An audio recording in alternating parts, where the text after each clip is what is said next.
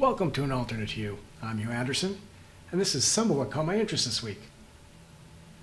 A couple of dear friends of mine took a road trip this week and sent me this beautiful picture of the Iowa cornfields, which brought to mind the non-farm payrolls report. It's common knowledge that agricultural employment has dropped significantly over the last 100 years. The U.S. farming sector is one of the most efficient industries in the world. But just because we have fewer farm workers, does that mean we have none? Far from it. I'm not sure who decided non-farm payroll data was more important than total payroll data, but NFP for short is what gets highlighted every week. In reality, there are 2.3 million people working in the agricultural sector, which is 4 times the energy sector, 2 times the auto sector, and 30% more than the number of construction workers. So what? Farm bankruptcies are up 8% from a year ago levels, and the massive closures of restaurants and other eateries weighs heavy on the farm. Time for Willie Nelson and friends to do another farm aid. Hat tip to Dave Rosenberg for all the data. Speaking of corn on the letter K, many market commentators are looking for a perfect letter to announce the arrival of the recovery from the devastation of the shutdown in March. Many hope for a V. Some suspect it's going to be a W, and real pessimists think it's an L. But of late, the letter K has become prominent, with the 2 arms sticking out. The upper arm is for those who have financial assets, because that's really where you've seen a recovery. The lower arm is the real economy, where many people are unemployed, are suffering from employers that are no longer in business so they don't get a job back, and have to rely on government sustenance to make ends meet. No one wants to see breadlines, so government support programs are much needed in this environment.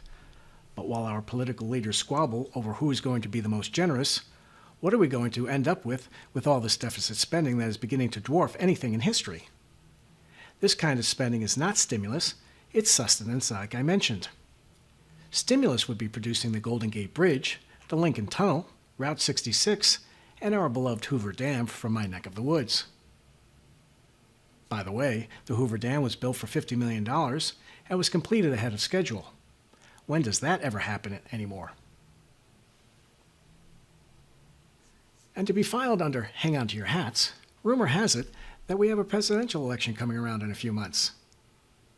Should the outcome be close, rest assured it ain't going to be pretty. Volatility will ensue and the outcome may not be known for an extended period. Forewarned is forearmed. Here's a head-scratcher. With all the dire economic news, how is it that the housing market is hot, hot, hot?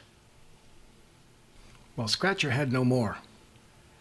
Ever-decreasing interest rates in the mortgage market are quite the enticement for people to look to buy homes. New homes, first homes, and bigger homes. Have you noticed we're all getting space fever again? For some of us oldsters, like in the 60s? Have you wondered why? Well, wonder no more. Space is big business and has been for decades, and it's getting bigger and about to explode, in the good sense, the financial sense. Take a look in the lower right-hand corner at this particular very busy graphic. It gives you a number of just one aspect of the space race. 1 quintillion is equal to 1,000 quadrillions, which is 1,000 trillions.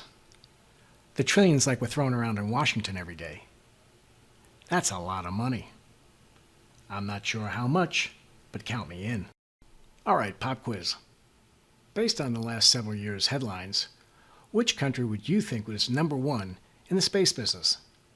No looking at your neighbor's answers. Although China has the reputation of rising fast and furiously to take the mantle of number 1 innovator in all things futuristic, they have a bit of a stretch to catch us, and now that we have formally recognized that our future prosperity and security lies in space, much will depend on us staying ahead. Until next time, enjoy Tim Allen in arguably his greatest role. In my opinion, he should have retired after that one. I'm Hugh Anderson with An Alternative View to infinity and beyond.